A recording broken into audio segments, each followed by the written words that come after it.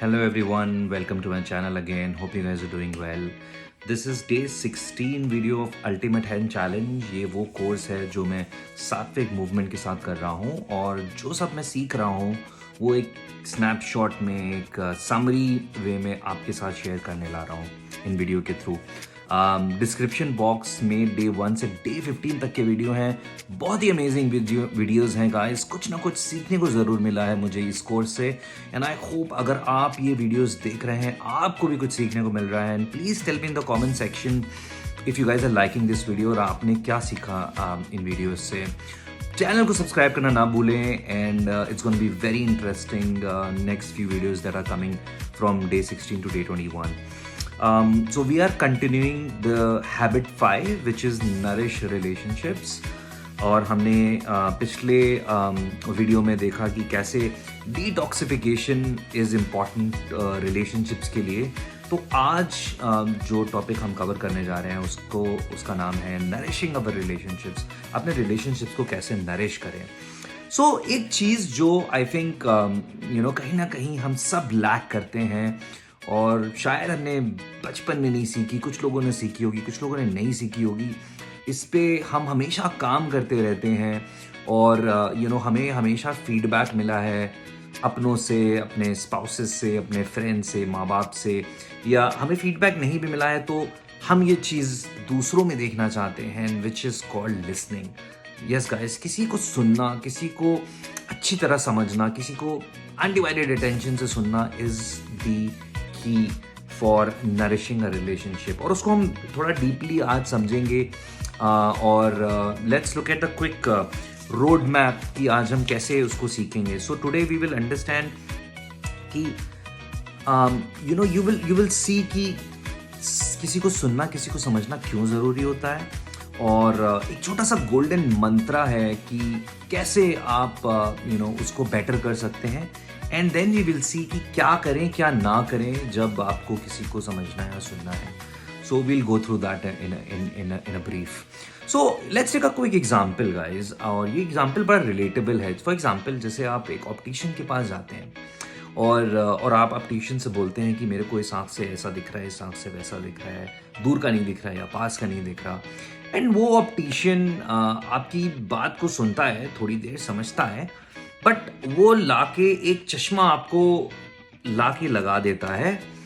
और जैसे ही वो चश्मा आपको लगाता है and then he asks you to see if it's better, तो आप जब उस चश्मे के थ्रू देखते हो कहते हो कि अरे मेरे को धुंधला दिख रहा है, मेरे को सही नहीं दिख रहा। तो वो ऑप्टिशियन बोलता है अरे तो मेरा ही चश्मा है, मैंने तो इसको 10 साल से यूज़ कर रहा हूँ, मुझे तो बढ़िया दिखता है, बट आपको कैसे नहीं दिखता। And he started giving you advice कि नहीं ये चश्मा सही है, सही दिखना चाहिए, मेरे लिए तो काम करता है, आपके लिए भी काम करना चाहिए and all of that, right. And he starts to comparing and giving you advice and basically अपने नज़रिए से आपके नज़रिए को देखने लगता है कि जो मेरी प्रॉब्लम है वो आपकी भी प्रॉब्लम होगी, राइट। कहीं ना कहीं यही चीज़ हम अपनी ज़िंदगी में डेली कहीं ना कहीं किसी ना किसी रिलेशनशिप में करते हैं। तो यहाँ पे क्या गलत हुआ, let's take a quick look. एक ये हुआ कि उसने आपकी प्रॉब्लम को अच्छे से समझा नहीं और आपकी प्रॉब्लम को अपनी प्रॉब्लम समझ के एक तो चश्मा दे दिया, दूसरा वो अपनी प्रॉब्लम को आप और आपकी प्रॉब्लम को कंपेयर करने लगा, तीसरा और वो क्विकली आपको एडवाइस करने लगा, राइट। सो यहाँ पे उसने 3 ये गलतियाँ करी। और कहीं ना कहीं अगर आप ये चीज़ आई एम श्योर कहीं ना कहीं सोचोगे, किसी तरह से समझने की कोशिश करोगे। We do this every day in our lives. We start giving advice, we start comparing and we do not see people from their shoes. Instead हम उनको अपने नज़रिए से देखने लगते हैं। और कहीं ना कहीं आई थिंक बहुत बार ऐसा होता है कि we don't want advices, we don't want comparisons, we don't want people to look our problems or our issues from their shoes. We would just want to be heard. कभी कभी हमें सिर्फ कोई सुनने वाला चाहिए, हमें solution शायद नहीं चाहिए होते हैं। Tell me if you agree with that, right? So while we looked at this example, ये थोड़ा सा hypothetical example था, but it was just an example to tell you कि ऐसा होता है और कहीं ना कहीं मैं भी बहुत ऐसा करता हूँ। और अगर आप जाके अपने दोस्तों से, अपने फ्रेंड से, पेरेंट्स से, किसी से भी, सिस्टर ब्रदर, एनी रिलेशनशिप, अगर आप उनसे पूछेंगे कि एक ऐसी कौन सी चीज़ है कि maybe you think where I lack और I should become better, definitely they will say कि आप सुनते नहीं हो मेरी बात, है आप सुनते नहीं हो मेरे को समझते नहीं हो। So this is something everybody needs to improve upon. तो what is the golden mantra, उसका गोल्डन मंत्रा क्या, उसको कैसे ठीक करें? So golden mantra is seek first to understand before being understood, right? अगर आप चाहते हो कि आपको कोई सामने वाला समझे, तो पहले आपको उसको अच्छे से समझना पड़ेगा, उसको सुनना पड़ेगा। तो ये कैसे करें, right? Seek first to understand before being understood कैसे करें? सो उसके लिए 3 स्टेप्स हैं, और आई वुड से 3 स्ट्रैटेजीज हैं जो आप अपने डेली लाइफ में इस्तेमाल कर सकते हैं। And I think this is been very helpful for me and I hope it helps you as well. Step 1 is to listen to someone with an undivided attention, right? तो अगर आप किसी की कोई बात सुन रहे हो, कई बार हम लोग करते हैं कि बगल में कोई बैठा है तो we are listening but we are on the phone और वी आर वॉचिंग टीवी और doing something else, and but हम कॉन्सेंट्रेटली किसी को अनडिवाइडेड अटेंशन से सुनते नहीं है।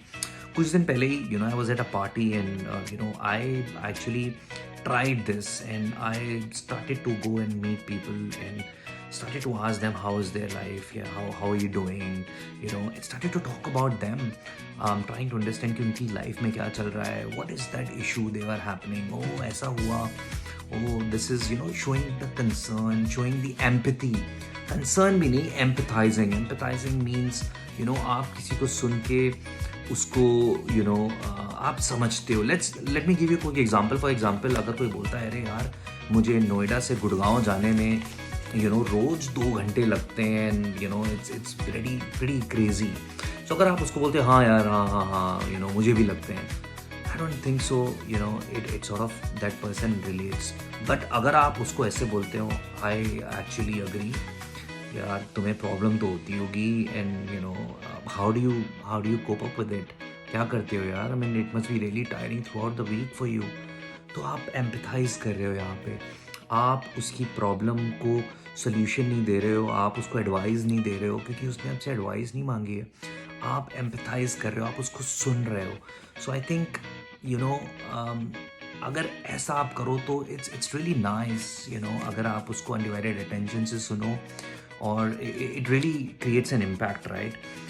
स्टेप 2, रिपीट व्हाट दे से इन देयर ओन वर्ड्स। जैसा कि मैंने अभी आपको एग्जांपल दिया कि अरे यार मुझे नोएडा से गुड़गांव जाने में बहुत प्रॉब्लम होती है, बहुत टाइम लगता है।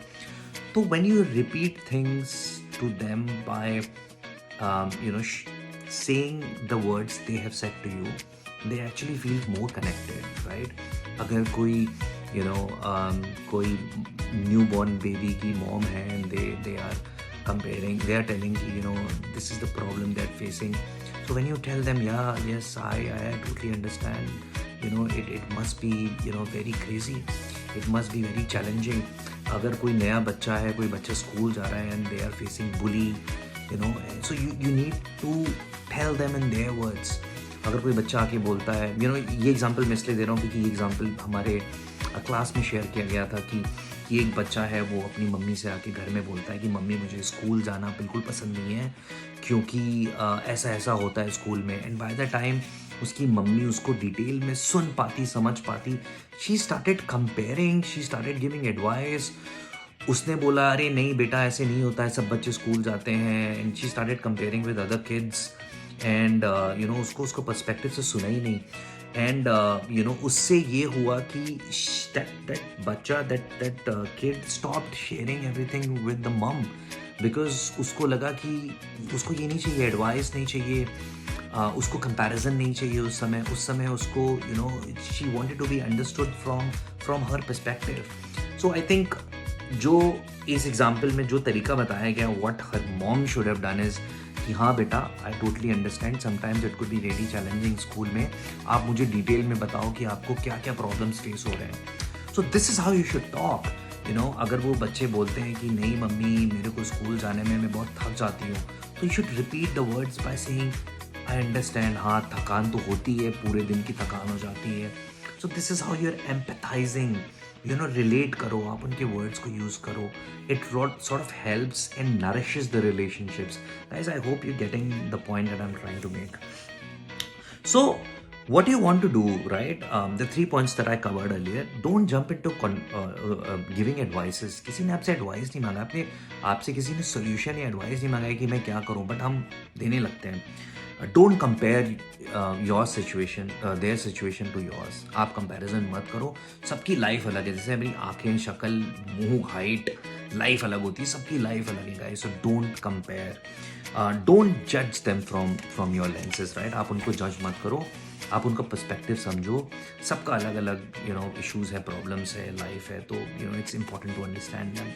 सो करना क्या चाहिए, राइट? सो ये करना चाहिए कि sometimes you don't have to agree with them as well, not just first understand them, उनको understand करिए, उनसे agree मत करिए आप, you don't have to agree with them. और ये भी बताया गया था क्लास में कि this principle, ये जो तरीका मैं बता रहा हूँ, ये has to be only used when there is high emotions involved.